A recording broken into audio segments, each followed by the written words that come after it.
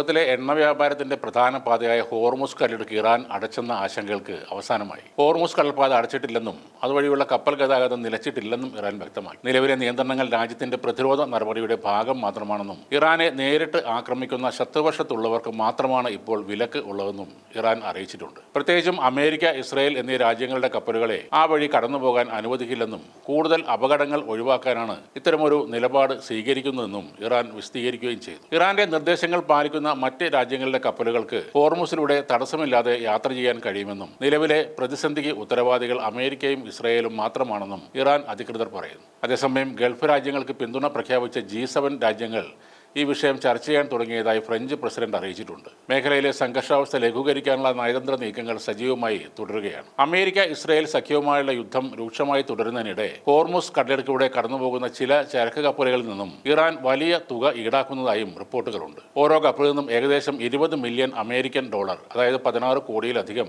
Indian രൂപ വീതമാണ് Iran ഈടാക്കുന്നതെന്ന് Iranian പാർലമെന്റിലെ ദേശീയ സുരക്ഷാ സമിതി അംഗം അലാവുദ്ദീൻ ബ്രൂജഡിയെ ഉദ്ധരിച്ച് ലണ്ടൻ ആസ്ഥാനമായുള്ള ഇറാൻ ഇന്റർനാഷണൽ റിപ്പോർട്ട് ചെയ്തിരുന്നു.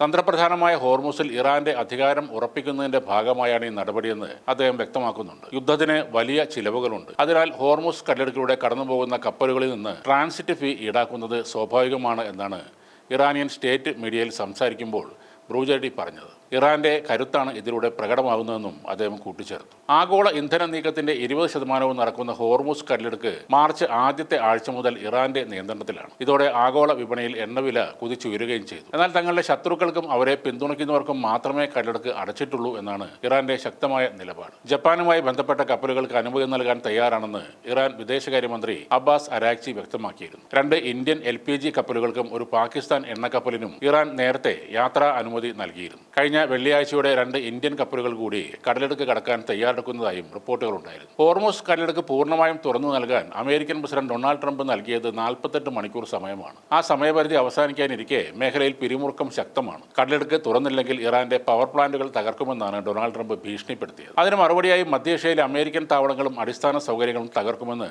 ഇറാൻ സ്പീക്കർ മുഹമ്മദ് ബഖർ ഖാലിബാഫ് മുന്നറിയിപ്പ് നൽകുകയും ചെയ്തു. കടലിടുക്കിലെ ഗതാഗതം നിലവിൽ ഏതാണ്ട് പൂർണ്ണമായും നിലച്ച അവസ്ഥയിലായിരുന്നു. കഴിഞ്ഞ ദിവസം ഇറാഖ് കടലിൽ 2 ഇന്ധന കപ്പലുകൾക്ക് നേരെയുണ്ടായ ആക്രമണത്തിൽ ഒരു ഇന്ത്യൻ നാവികൻ കൊല്ലപ്പെടുകയും ചെയ്തിരുന്നു. തകർക്കപ്പെടുന്ന ഊർജ്ജ നിലയങ്ങൾ പുനർനിർമ്മിക്കുന്നതുവരെ കടലിടുക്ക് എല്ലാവർക്കും വേണ്ടി തുറക്കില്ലെന്ന് ഇറാന്റെ സൈനിക കമാൻഡർ ഒരു പ്രസ്താവനയിൽ പറഞ്ഞിട്ടുമുണ്ട്.